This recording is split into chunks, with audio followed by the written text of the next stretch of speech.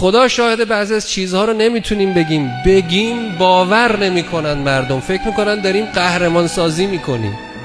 خدا شاهد باور نمیکنید بعضی از چیزها رو ما بگیم.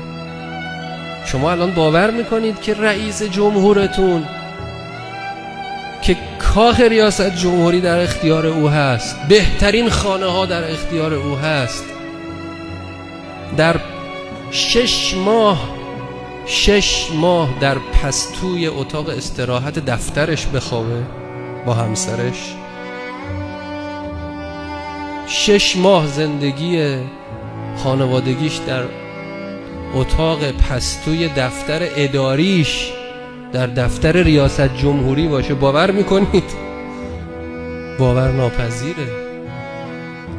ما آقایون رو میشناسیم، نه رئیس جمهور، نه وزیر، معاون وزیر، یه مدیر کل میاد توی استان، اول باید بریم خونه‌شو براش پرده‌هاشو عوض کنن، فرشاشو عوض کنن، مبلمانشو عوض کنن، کاشیاشو عوض بکنن.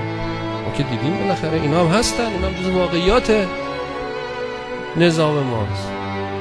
ولی آقای رئیسی حکمرانی رو تغییر داد. همکارانش در دولت خجالت میکشیدن دیگه وقتی میدونن ایشون اینطوری داره زندگی میکنه. 1 ریال از محل ریاست جمهوری حقوق نگرفت، نه حق مدیریت، نه رفاهیات، نه حق مأموریت، نه هیچی نگرفت. با همان حقوقی که به عنوان کارمند دستگاه قضا رئیس جمهور بود، با همان حقوق هم شهادت رسید، از دولت حقوق نگرفت. سفر خارجی هم که برای خیلی ها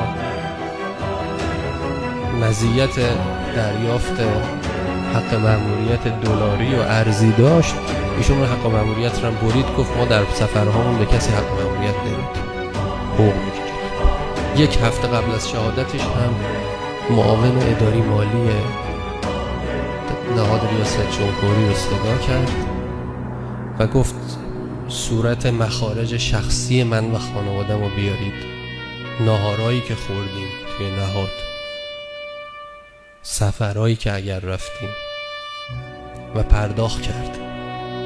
چند روز قبل از شهادت تسویه حساب کرد با نهاد ریاست جمهوری.